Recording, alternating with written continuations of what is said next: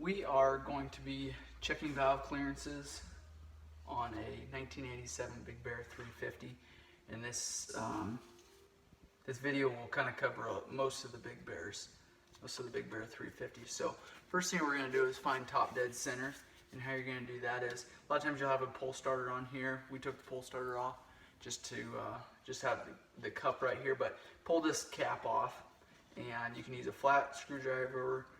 If it's too tight, what you can do is take a flat screwdriver and hammer and just kind of tap it out the way that it should be going. So pull this off. You're going to take a 5mm Allen wrench. That'll pull these off here. And this will be your cam sprocket. And then pull the valve covers off here, the valve clearance covers. So two of these, intake on this side, exhaust on this other side, exhaust over here. So pull these off. Now what you're going to do to find top dead center is turn this recoil cup, and you can, a lot of times, just turn it by hand. Now you're going to want to turn it counterclockwise. That's the way the engine's traveling. That's what you want to keep doing it that way. Now you turn it until you see an F, and then next you'll see a T, and that T is for top dead center. So you'll spin it until it's at top dead center. Now if your motor is timed correctly to begin with, there's a mark on the cam chain sprocket that should be straight up, and there's a tab on here on the head that'll line up with your line. But if you don't know for sure that your cam sprocket is lined up correctly, then you want to also check down here. It's always good just to check down here to begin with.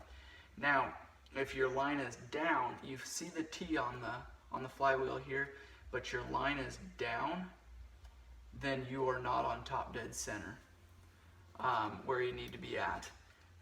You want your line to be up in line with your head here. Now a lot of times if your motor's running fairly good, just not quite as good as you'd like, a lot of times you'll have a little bit of play in there, and that's okay. If your line is down and you still have the T down here, there will be no clearance at all. There will be no movement because there will be pressure on those valves. So now we have it on top dead center. Now we're going to check clearance.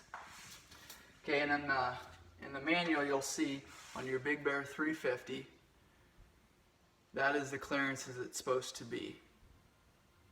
Okay, if it's not in those numbers there, then you'll want to adjust those.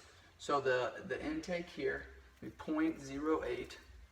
So we'll try a 0.01 to see if that's where it needs to be at.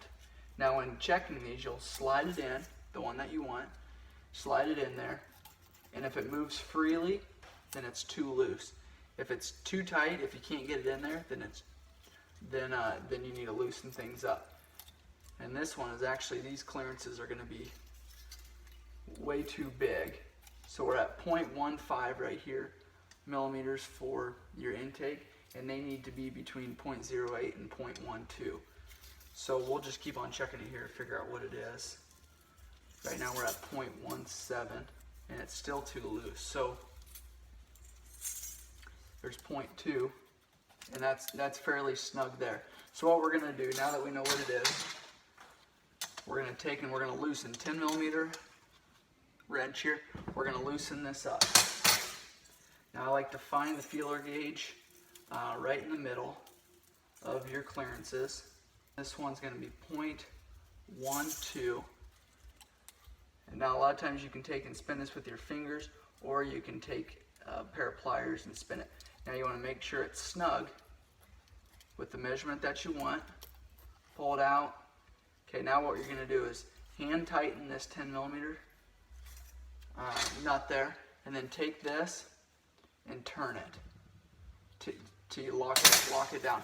Now sometimes your adjustment screw in the middle here will turn with it, and you want to always check clearances after. That way you know that those clearances are still correct after you adjusted the lock nut. So that's right where we need to be. There's a little bit of drag on these. Now you do the same thing on the exhaust side. So this one here is supposed to be 0.1 to 0.14, 0.17, which is where it's at. So we got 0.178. So we'll loosen this one, same thing as last time.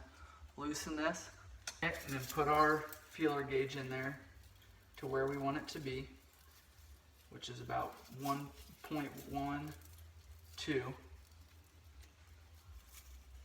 right in the middle, and then stick it in there to where it needs to be. Tighten it down. Same thing as the intake.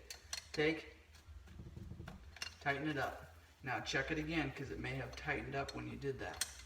Okay, if it hasn't tightened up, then you're all set. Now, before putting the motor back together and running it, I like to double check everything just to make sure our clearances are right. So I take and I'll spin this recoil over just to make sure valves aren't hitting anything.